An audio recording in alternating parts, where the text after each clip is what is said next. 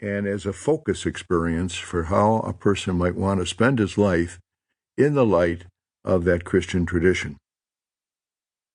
One of the prayer experiences within the exercises is the so-called examen, E-X-A-M-E-N, a method of reviewing one's life against the teachings and example of Jesus Christ.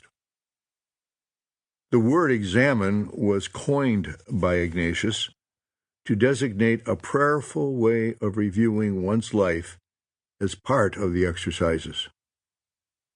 As this prayer form appears within the context of the exercises, its purpose is to teach people how to examine their lives in order to recognize the discrepancies between how they have lived and how they ought to live as serious Christians. Now, in the exercises, there are two forms of this examen prayer. One is called the particular examen, and the second is called the general examen, particular and general. The purpose of the particular examen was to help the man or woman making the full exercises or exercises in an adapted form to zero in on those recurring sins and failures that seriously interfered with living an authentic Christian life, ranging from sins, for example, like gluttony and anger. A person lived to eat, or a person found himself or herself uncontrollable in anger, vindictive, harboring a hatred or a resentment and not being able to get rid of it, or a habit of lying, dissembling the truth, fudging one's own responsibility, or jealousy, or social attitudes like prejudice against a particular race or ethnic group.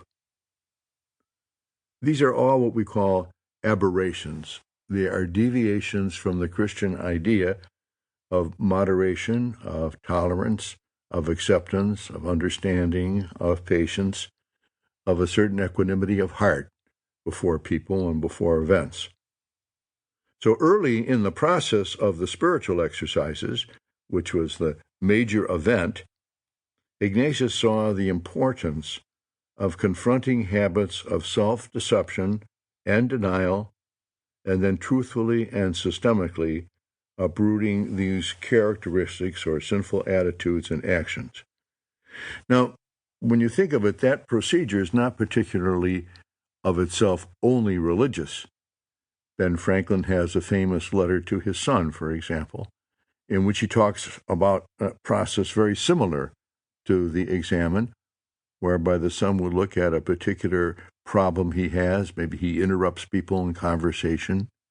Maybe he's not attentive to what people say, and therefore he gives a too quick answer. Maybe he's too quick to speak before thinking. And Ben Franklin advises his son that there is a systemic way to begin to isolate these defects and to try to uproot them by becoming conscious of them, and through that consciousness of how they are detrimental to his self-preservation and self-presentation, begins to get rid of them in his life. So the process itself is a process of really self-scrutiny, self-correction, and through that self-scrutiny and self-correction, self-improvement.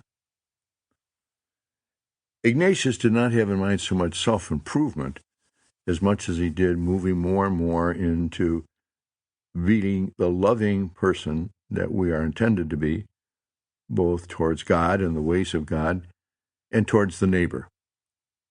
So it is a technique that can be adapted to various circumstances, but when we talk about the particular examen here as it's found in the spiritual exercises, we're talking about the eradication of something that interferes with the kind of life God wants me to lead.